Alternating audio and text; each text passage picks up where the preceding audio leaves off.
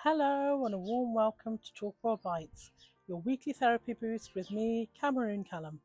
I'm a social worker, family mediator and psychotherapist, and today I'm outdoors because it's too hot to be inside. Today we are talking about anxiety in friendships, and this is due to the concept of givers and takers. So today we're going to talk about how you're going to choose your friends wisely. Are you a giver or a taker in your relationships? And how do you spot the differences? Well, in today's talk, we will be discussing how to avoid falling into the trap of giving without limits. And I'd like you to think about the last time you were around your friends. How did it make you feel? Did you feel emotionally drained afterwards? Or feel like you're always the one giving? If so, it might be time for a reset. So let's unpack this together. Okay, so let's understand who givers and takers are and what that means. In life, as a generalization, people tend to fall into two broad categories: givers and takers. Now, givers offer support, time, empathy and care, often without expecting much in return. Takers, on the other hand, tend to seek attention, help or validation without giving the same back. Now, this isn't about labeling people as good or bad. It's about energy, balance. Healthy relationships, whether friendships, romantic or family, should have mutual give and take. So, if you are someone who naturally gives and you likely attract takers without realizing it, not because you're weak, but because you are warm, empathetic and generous. Now, here's the truth. Overgiving is not love. It's self-neglect in disguise. You can give and give and give, and givers have no limits, but guess what? Takers don't have limits either. So you could end up giving and giving and giving, and somebody else could be taking, and you become deplete, and then the resentment builds. So let's explore what a taker friendship looks like. So you always initiate plans or check-ins. Conversations are mostly one-sided about them, and when you're struggling, they disappear or change the subject. They make you feel guilty for setting boundaries. And you leave those interactions feeling drained or unimportant. Sound familiar? Well, these patterns can be subtle, but over time they erode your self-worth. Now, givers often stay in these friendships out of fear of being alone, fear of conflict, or hope that the other person will change. But the question is, what is this costing you? And how do you choose better friends, ones who nourish you? Okay, so here are some powerful tips on going through and checking if your friendships are healthy or unhealthy. So, powerful tips. Number one, watch their actions and not their words. Takers often say the right things, but do they follow through?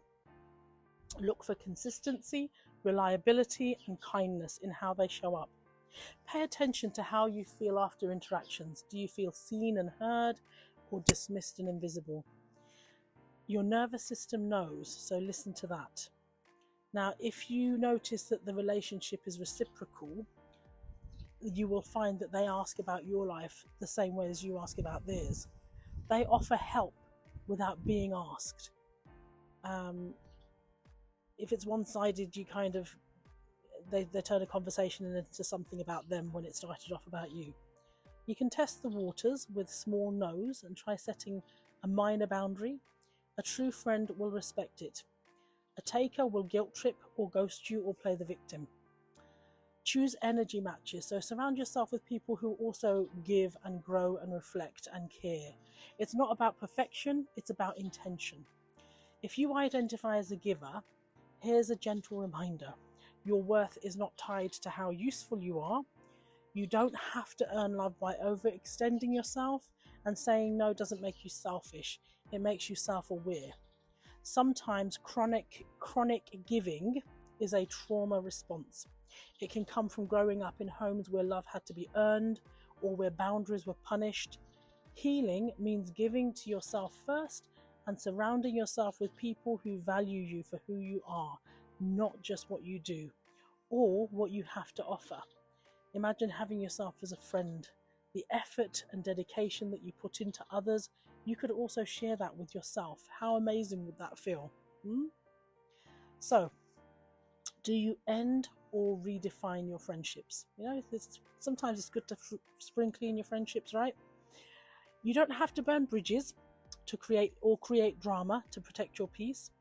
There are some other options because some people are less direct than others. So you could do the slow fade technique, and that is to reduce emotional investment and contact gradually. So the second option is direct conversation. So something like, I've been feeling this friendship is quite one-sided. Can we talk about it? That's a more direct approach. Or you can reframe and change the role they play in your life. Some people are acquaintances and not confidants, so you might pull back on telling them too much about your life. You can also let go. It's okay to outgrow friendships that no longer align with your growth. You are not a bad person for prioritizing yourself. You are evolving, and you can see it as not holding on to dead wood. At the end of the day, this is about friendship, people that you choose. You deserve friendships that feel like a safe, warm place, not a battlefield or energy draining or depressing or competitive even. Ask yourself, who pours into you the way you pour into them? There will be people around you that are givers, and that's fantastic. Two givers together work really well. More importantly, are you one of those people for yourself? Do you give to yourself as well as others? Because it's important to serve from a full cup, not an empty one. So let's help to build relationships that you truly deserve, because friends are the family you choose, so choose wisely. Thank you for tuning into this bite-sized therapy session from TalkWell Counselling. If this resonated with you, please like, share, subscribe and drop a comment below. And if you'd like one-to-one support with boundaries, friendship patterns or self-worth, then reach out to me at TalkWell Counselling Service. I offer online counselling to individuals, couples, teenagers and families. The details are all linked under the video in the description box below. I've been working with people for over 25 years, so I know how big and small issues can affect people. So until next time, take care of your hearts and minds, be kind to one another, and keep talking well to each other. I'll see you in the next session.